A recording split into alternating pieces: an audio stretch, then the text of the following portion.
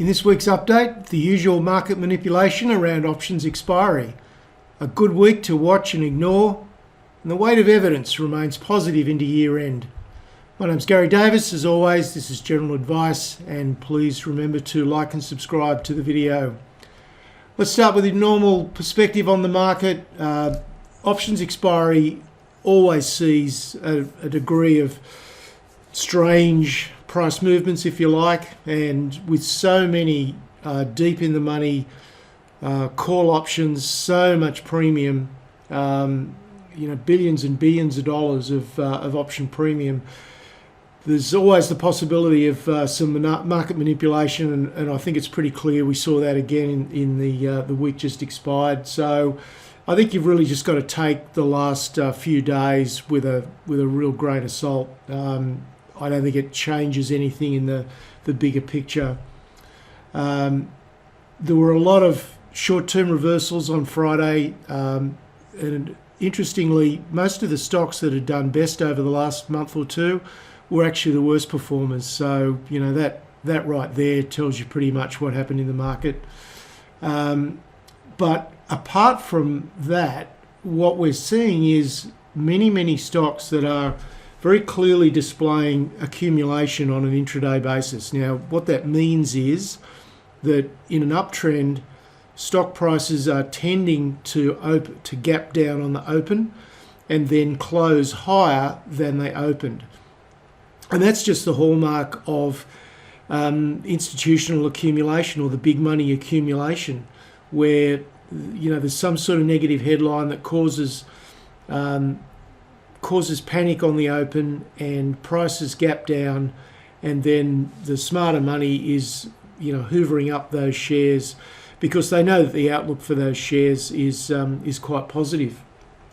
So we're seeing quite a lot of that in if you go through a couple of hundred US stock charts. You don't see it at the index level, but you've got to look at a broad cross section of different stocks, and in a great many cases, even where some stocks are in an actual price downtrend, there is clear signs of accumulation. So, that's a positive for the market. Now, September tends to be the weakest month of the year at the index level, but it's also a stronger month for aggressive sectors, interestingly. It's one of the stronger months for technology, for instance. So it's going to be interesting to see what we get during September. I wouldn't be surprised to see the index down to a degree, but some stocks doing well. Stocks like Apple have had a tremendous run. Let's look at the American stocks now. The S&P ended up down 1.2% for the week, but the money flow trends remain very much to the upside, as we'll see. As I said, September often weaker, but the aggressive sectors tend to outperform. They might go down, but they do better than some of the defensive sectors. And you would think it would be the other way around, that on a month where the index is weaker, you would expect the more aggressive sectors to be leading the way to the downside, but that's certainly not what the historical trends show. Now, the US dollar index was up sharply to 108, and the 10-year yield also bounced up to almost 3% again. So it seems to have found a bit of a range just below 3% at the moment. The VIX did kick up a bit from 18 up to 20.5, and the 10-year spread, 10-year, 2-year spread contracted a little bit from about -0.4 to -0.27. So that's the summary of the US market. Let's take a look at the charts. The S&P had risen to the 200-day moving average and to this downtrending line, and it was options expiry week. The index never stood a chance, really, with all those things against it. So no surprise to see some profit taking and a bit of a turn down after we saw an intraday reversal on Tuesday. So that's that was the end of the short-term run, but it has been a very, very powerful run since the bottom in the middle of June. We saw something quite similar in the Nasdaq. The Nasdaq actually got up above its descending trend line, but not quite to the 200-day, and it also turned down. And if you look at the small caps, there was no change to the same pattern there either. This is IWM for the Russell 2000. It's the ETF that tracks that index, and back above the 200, but it's a very, very similar pattern. So let's go now and look at the important ratio charts that indicate where the money is flowing. And definitely, so this is Nasdaq versus the S&P, and we definitely saw a cooling off in those money flows. We saw some money coming out of the more aggressive sectors and going back into the defensives. So we saw a bit of a fall off on a relative basis. The Nasdaq went down a bit further than the S&P, but overall we are still forming higher highs and higher lows, and we're still in an upward facing trend channel. And that's just the reality of it. Whether you have a particular bias and think that the market should be going down, the fact is, at the moment, it's still in uptrend.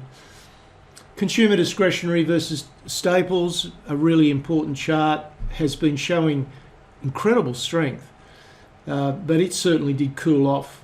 But until we get down to, we'd need to come down to at least somewhere down around in this area here, before it would be starting to shake the uptrend there. This is US mid caps versus the S&P, or mid cap growth. It actually is. Now this one has shifted down quite a bit more. So I'll be very interested to see what that looks like by the end of next week. Hopefully it can turn around and continue this pretty nice uptrend. This is 1,000 Russell 1000 growth versus 1000 value. Not a lot of change there. So pretty much the status quo maintained. And this is the small caps. We also saw some move from growth stocks, but really I think this was more a case of just some profit taking in some growth stocks, small cap growth stocks that had just done incredibly well. And coming out of major bottoms of a bear market, small caps just can't keep going up and up. There's going to be periods where there's going to be some concerted profit taking, and I think that's what that chart reflects for last week. So that's the S&P, or the American market. If we look at the currency, this is the US dollar index. You can see a very strong move last week. We were down just under 105 and closed at over 108. So a more than 3-cent move. That got reflected, of course, with the Australian dollar coming off by a pretty equal amount, and some decent volumes on Friday night as well. So that's the currency picture. Turning now to the Australian market, our dollar down to 68. We were up over 70 at the start of the week.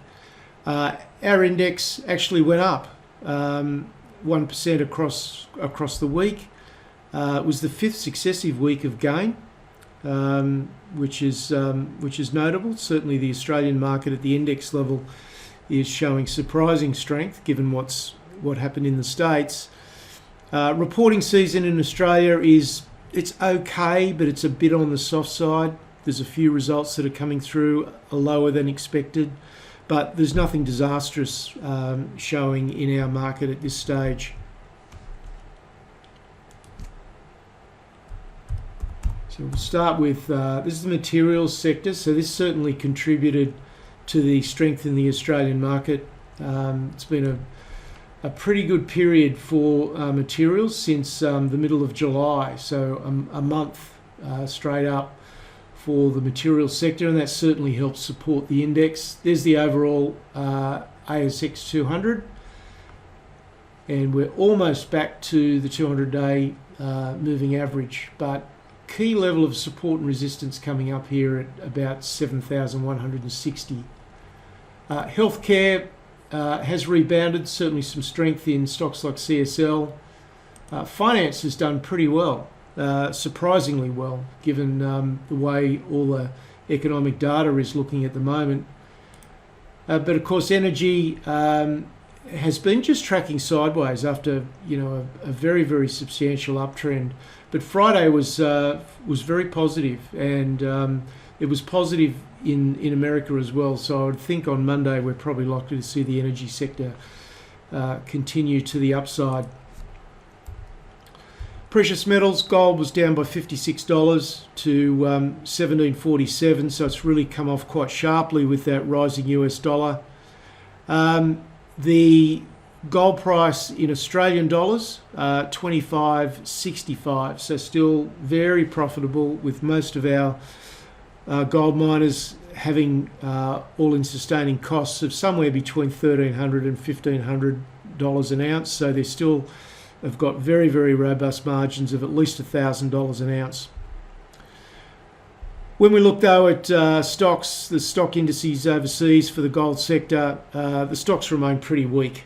So there's really no change there, and it's really just a sector to be avoided at the moment, unless you are playing some particular stocks that have got a reason to go up without the gold price needing to go up, because it's just not showing any positive signs at all. So there's the daily chart. It was down virtually every day last week, and viewed on the weekly, you can see we're perhaps heading down again to retest under $1,700. And if you look at the fact that the gold stocks do tend to lead the underlying metal in both directions, we're not seeing anything positive here from gold stocks. So I wouldn't write off the possibility that the gold could head down under $1,700 again. Doesn't make a lot of sense with with all the fears that are out there. Plus inflation. It's a perfect environment for gold, and it just can't get any momentum at all.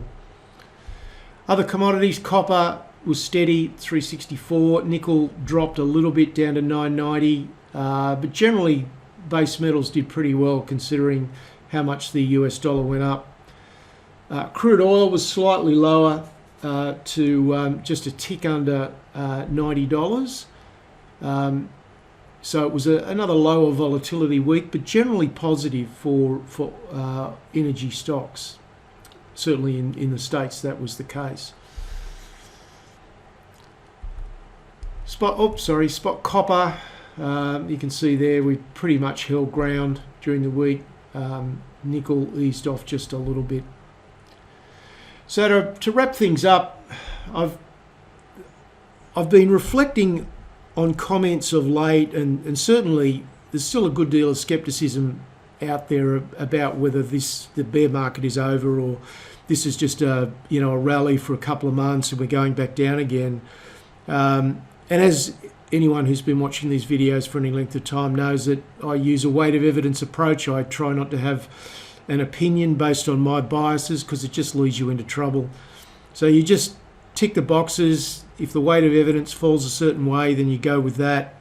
And if it changes, then you change your position. It's best just to go with the flow of the market. So that weight of evidence approach has held us in very good stead for the rally that's unfolded.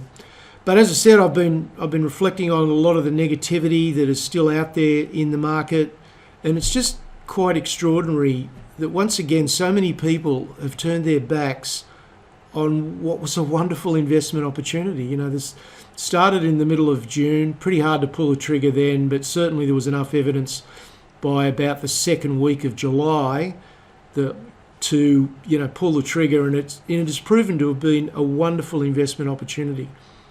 And what I do every Sunday, the purpose of these videos is to provide a factual perspective that I know a lot of people find very helpful.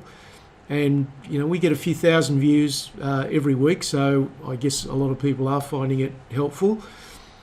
And whilst I use a weight of evidence approach, I also, from time to time, look at the market with an opposite hat on, if you like. So what I do is I look for evidence that argues against what I'm seeing. So everything that I'm seeing, the weight of evidence suggests the bear market is done and we're back into the secular bull market. But it's always a good exercise to test the validity of what I'm seeing, just to make sure that I'm not filtering things that suit my belief. And we all do that. It's just our natural human tendency. And it also helps me with risk management, because if I'm looking for evidence that the bear market's going to return, then it keeps me grounded. It keeps me focused on not only on the potential profit, but also on the potential risk as well.